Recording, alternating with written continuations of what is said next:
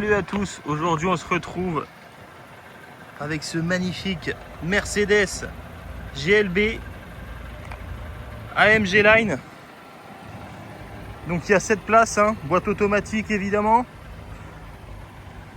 C'est vraiment un colosse. J'espère que je filme bien avec le soleil, c'est compliqué, que je le refais sur le téléphone. Mais bon, on y arrive. Voilà, franchement, la vitre arrière surteintée. Je vous laisse apprécier les belles jantes aussi. Un peu l'arrière, ça va pour faire de la route et pour mettre toute la famille dedans, très clairement, il n'y a pas mieux. Donc voilà pour l'extérieur. On va maintenant passer à l'intérieur du véhicule. C'est parti. Il y a le coffre de toit, il y a les barres de toit, pardon, le toit ouvrant aussi, hein. Avec ce soleil, ça a son charme. Donc on commence sur la portière avec les 4 vitres électriques, le siège chauffant, même si en ce moment c'est pas la saison, la centralisation juste ici. Le réglage des feux juste là avec le frein de parking automatique. Donc le virtual cockpit avec la tablette centrale, hein. Apple CarPlay évidemment. Le volant multifonction, je vais passer en 0,5, ce sera plus simple pour tout vous montrer. Le volant multifonction, je disais du coup, régulateur, limiteur de vitesse, kit main libre. Pour régler aussi le multimédia, les palettes au volant juste derrière, vous les voyez. Voilà, climatisation automatique évidemment. Je vous montre un peu ce qu'il y a au centre aussi, les différentes options. Je vous laisse voir tout ça avec les différents modes de conduite qu'il peut y avoir aussi sur le véhicule. L'assistance pour se garer. Le bouton start juste ici. Voilà, siège passager aussi, hein. Il y a le siège chauffant, vous le voyez de là où je suis. Je vous remonte ça de plus près. Voilà, je vous montre aussi la sellerie. Avec le soleil, j'essaie de cacher, voilà. Voilà là, j'essaie d'être à contre-jour, hein, de contrer le soleil, pardon, pour pouvoir vous montrer ça correctement. Et ouais, là, au moins vous voyez bien la qualité des sièges, ils sont très propres. Franchement, je vais m'installer aussi pour que vous puissiez vous rendre compte. Donc voilà, franchement, c'est la voiture familiale idéale, c'est un entre-deux. Parce que elle a de la gueule, hein, cette voiture, très clairement.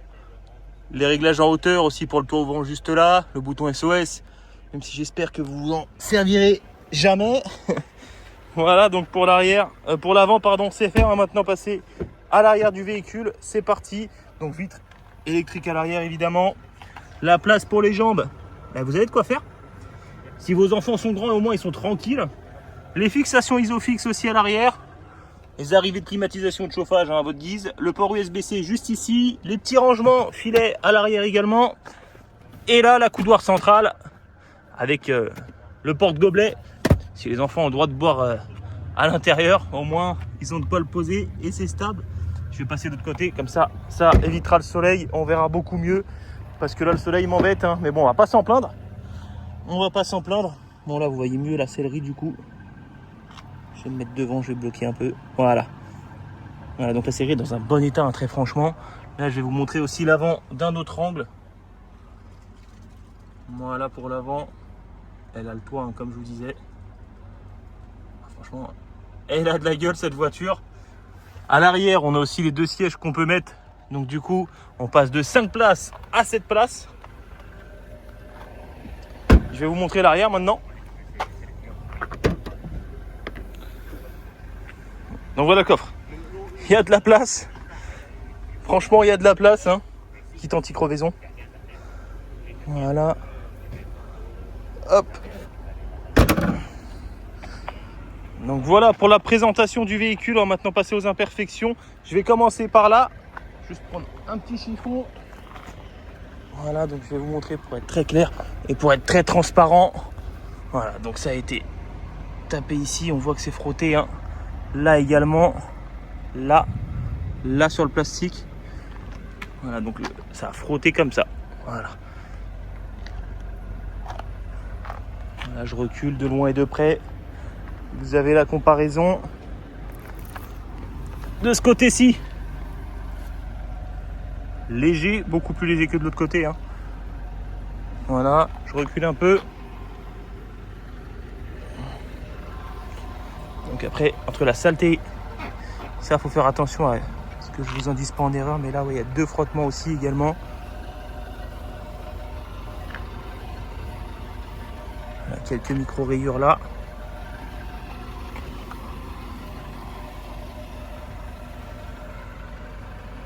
Vraiment micro là, on les voit, mais c'est très dur à voir.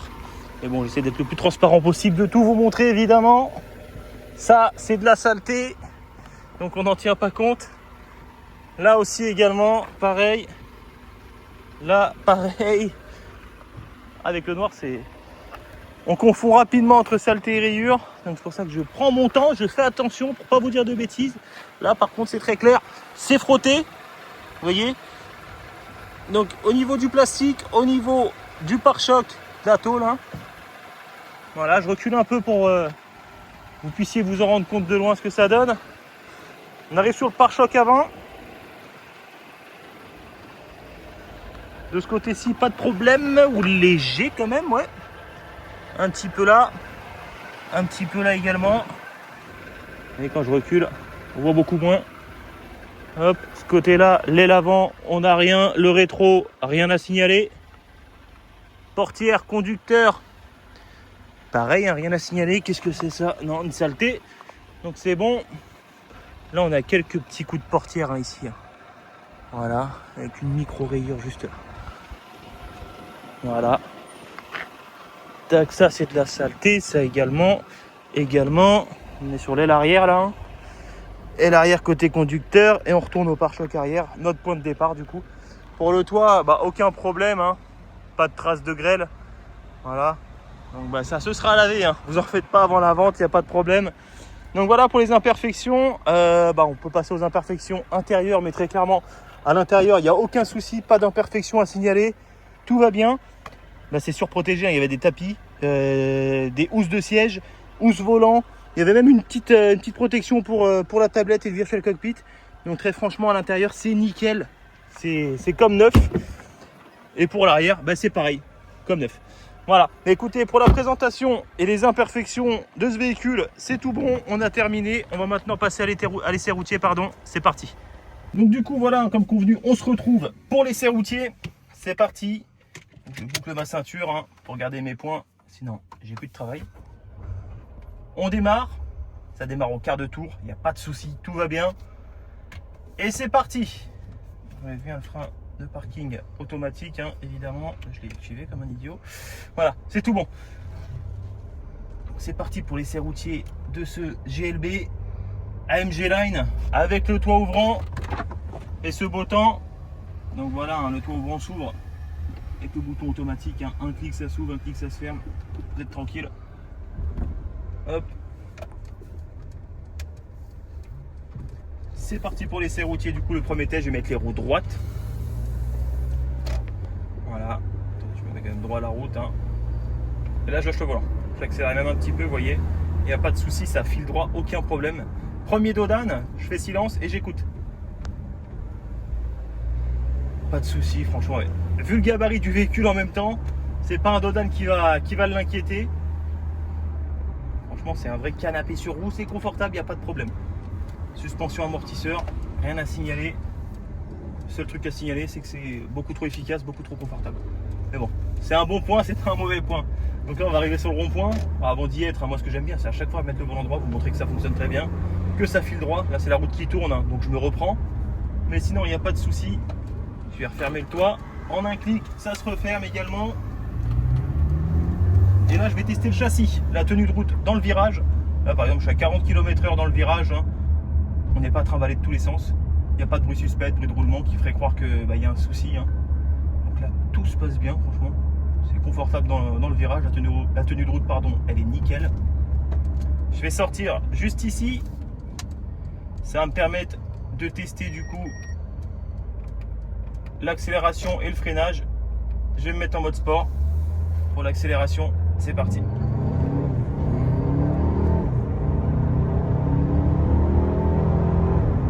Et là, je vais freiner un peu plus fort du coup. Oui, je freine, je lâche même le volant en freinant. Ça tire ni à gauche ni à droite, donc tout va bien. Tout est ok. Je repasse en mode normal, éco. Normal, ce sera mieux, confort quoi. Hop, Là, je vais prendre à gauche, au feu. Je vais encore avoir 2 dodanes, je peux réouvrir du coup.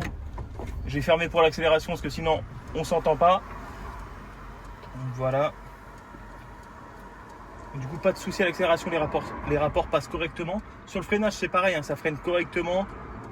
Pas de plaquettes ou de disque à changer, tout va bien. Et même moi, j'ai la pédale sous le pied, donc j'aurai les sensations.